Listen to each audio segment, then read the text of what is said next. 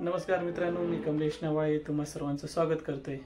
मित्रांनो, उदय आणि अस्त हा आयुष्यातील नियम आहे। उदयाला येणारा सूर्य हा संध्याकाळी मावळतोच। रोज फुलणारं फूल हे संध्याकाळी कोमेजून जातं। त्याप्रमाणे माणसालाही सृष्टीचा नियम आहे। माणूस हा एक सृष्टीचा भाग असल्यामुळे जन्माला येणारा माणूस कधीतरी मरण हा पावणारच आहे। पण मित्रांनो, उदय आणि अस्त हा जरी सृष्टीचा नियम असला तरी काही अस्त म्हणजेच अस्ताला जाणारा सूर्य हा अनेक वेळा सुखद अनुभूती देत असतो। मित्रांनो, कडक ऊन दुपारी संपल्यानंतर जेव्हा सूर्य अस्ताला जातो तेव्हा अनेक सुखद अशा घटना घडत असतात। उन्हाचा जो त्रास असतो तो कमी झालेला असतो। शांत सुंदर असा वारा सुरू झालेला असतो। हवामानामध्ये गारवा सुरू झालेला असतो। त्यामुळे अस्ताला जाणारा सूर्य घेऊन येतो ती एक सांज वेळ। हीच सांज वेळ प्रत्येकाला आयुष्यात एक नवीन प्रेरणा देत असते। याच सांज वेळी गोठ्यातील वासरू आपल्या आईची वाट बघत असतो। कधी आई येईल, मला पाना पाजेल। शेतावरती गेलेली माय ही आपल्या लेकराला अगदी कुशीत घेऊन पाना पाजत असते।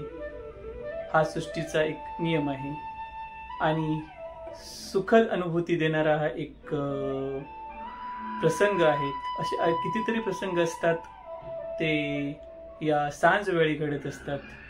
ही सांज वेळी प्रत्येकाला आपल्या आयुष्यात हवीशी वाटते।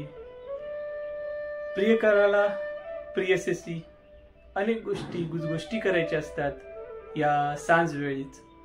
आणि अशा प्रकारे ही सांज वेळ प्रत्येकाला आपल्या आयुष्यात नवी प्रेरणा, नव्या गोष्टी देत असते। म्हणूनच म्हटलं मित्रांनो की काही गोष्टी अस्ताला जातात त्यावेळी माणसाच्या आयुष्यात खूप काही घडत असतं। अगदी आधुनिक युगात म्हणजे ऑफिसमध्ये जाणारी आई संध्याकाळी सांज वेळी आपल्या लेकराला भेटते, तेव्हा लेकराच्या मनामध्ये, लेकराच्या चेहऱ्यावरती जे हसू उमटतं, आईला भेटतात, लेकराच्या चेहऱ्यावर जे आनंद दिसतो तो आनंद अतिशय महत्त्वाचा असतो। मित्रांनो, ही सृष्टी आणि सृष्टीमधील मानव हा एक सृष्टीचा भाग असल्यामुळे सृष्टीच्या अनेक गोष्टीतून मानवाला आनंद मिळत असतो। त्यापैकी एक आहे सांजवेळ। सांजवेळ ही खरंच महत्त्वाची आहे। खरीच आपल्या आयुष्यात खूप काही घेऊन येत असतं। सृष्टीतला गारवा असो, सुंदर वारा असो, की सृष्टीचं सुंदर असं रूप या सांजवेळीच्या माध्यमातून आपल्याला दिसत असतं। ढगाळ दडणारा सूर्य, क्षितिजात दडणारा सूर्य, हीच सांजवेळीची अनेक रूपं आहेत जी आपल्याला अतिशय आनंद देत असतात। आपल्यालाच नव्हे तर पशु पक्षी प्राणी यांनाही ही सांज वेळ अतिशय आनंद देत असते। आपल्या घरट्यातील पिल्लांच्या ओढीने घराकडे जाणारे पक्षी, आपल्या पिल्लांना सोडून येणारे प्राणी याच सांजवेळी आपल्या घरी परतत असतात, आपल्या प्रियजनांना भेटत असतात, आपल्या पिल्लांना भेटत असतात। अशी ही सांजवेळ केवळ प्रेमी युगलांसाठी नव्हेच तर मायेच्या बंधांसाठी, मायेच्या माणसांसाठी खूप महत्त्वाची असते। अविवाहित लेकरू जेव्हा ऑफिसमधून घरी येतं तेव्हा आईच्या ओढीने त्याचं ऑफिसचा सगळा थकवा निघून जातो, तो या सांजवेळी। अशी ही सांजवेळ कशी असते, कोकणात सांजवेळीचा आनंद कसा घेतला जातो, अतिशय नयनरम्य अशा वातावरणात कशी सांजवेळ साजरी केली जाते। मित्रांनो, सांजवेळ ही आम्हा कोकणातील मुलांसाठी त्यावेळेला एक पर्वणीच असायची। संध्याकाळी नुकतीच शाळा सुटून सगळेजण घरी आलेले असायचे। खाडी किनारी एका दगड्यावरती सगळे मिळून आम्ही गप्पा गोष्टी करायचो, आयुष्याविषयी खूप काही बोलायचो, आयुष्यातील भविष्याविषयी खूप काही बोलायचो, ते या सांजवेळी. अशी ही सांजवेळ जणू गोकुळच निर्माण करतं. तर मला एक आशा भोसले यांनी गायलेलं गाणं आठवतं. ते गाणं तुम्हाला बोलून दाखवतो थोडक्यात. सांज ये गोकुळी सावळी सावळी, सावळ्याची जणू सावली. सांज ये गोकुळी सावळी सावळी,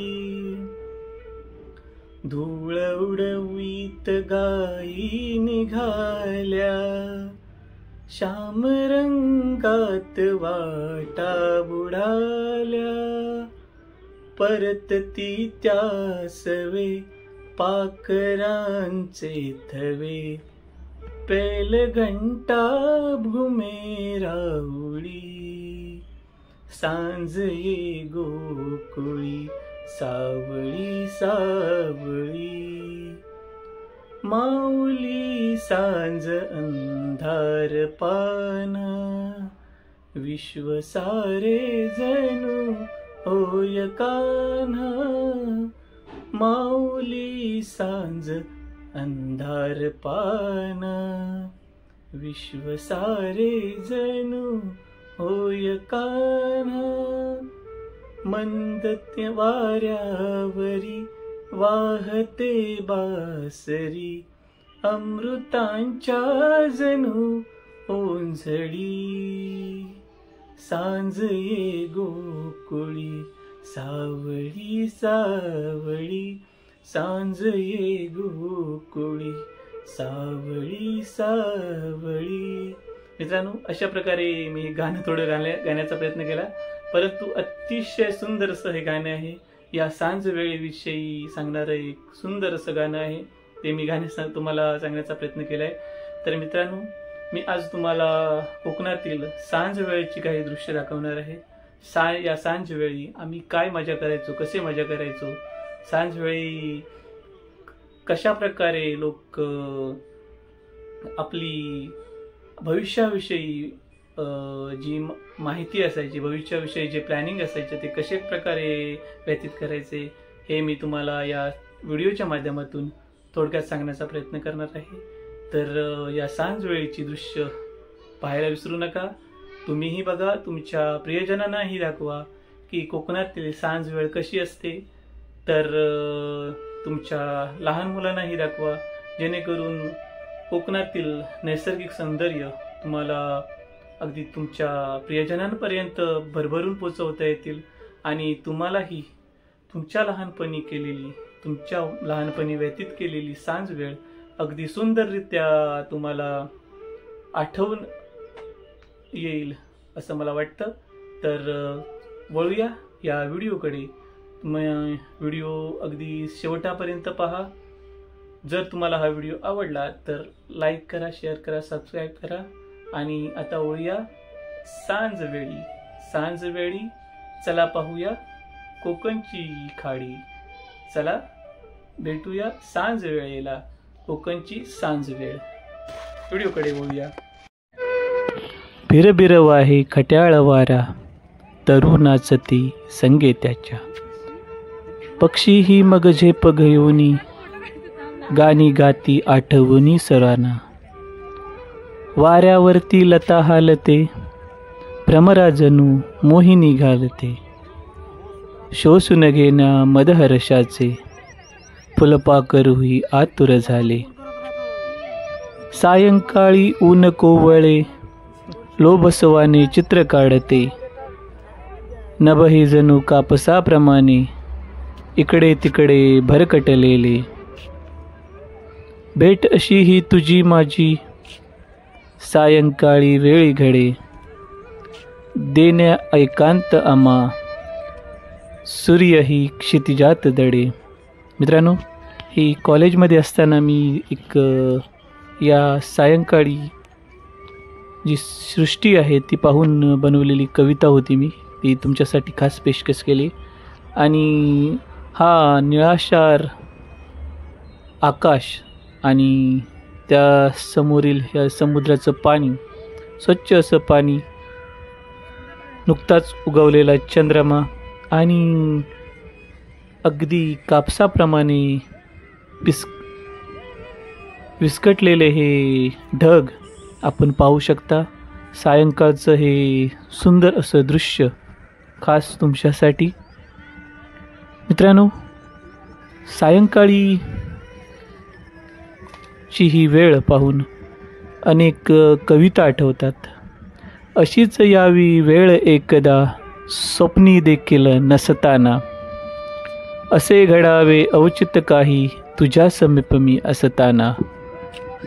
अशाच एका संध्याकाळी एकांताची वेळ अचानक, जवळ नसावे चिट्ट पाखरू केवळ तुझी नि माझी जवळीक. संकोचाचे रेशीम पडदे हा हा म्हणता विरून जावेत, समय सरावा मंद गतीने अनप्रीतीचे सूर जुळावे. मी मागावे तुझ्या पाशी असे काही निघताना, उगीच करावे नको नको तू हवे हवेसे असताना. शब्दा वाचून तुला कळावे गुजमनी या लपलेले, शब्दा वाचून तुला कळावे गुजमनी या लपलेले. मुक्तपणे तू उधळून द्यावे जलमभरी जे लपलेले. सांज गारवा या अल्बममधली ही सुंदर अशी कविता होती. मित्रांनो, सृष्टीचं हे रूप पाहून अगदी सायंकाळी खूपच प्रसन्न वाटतं. अगदी विविध रंगाने ढगाळलेलं हे आकाश आणि अगदी माशापासून आपण पाहू शकता, माशांची काहीशी क्षणचित्र आहेत. अगदी मासेही मनसोक्त या सायंकाळचा लाभ घेत आहेत. सुंदर अशी संध्याकाळ, सुंदर असा हा निसर्ग, अशा सोबतीने सर्व काही सुंदर असं वाटणारं हे आयुष्यातील गणित. मित्रांनो, संध्याकाळचा पाऊस मला गाणं गायला सांगायचा. माझे गाणे ऐकून त्यातले 4 शब्द मागायचा.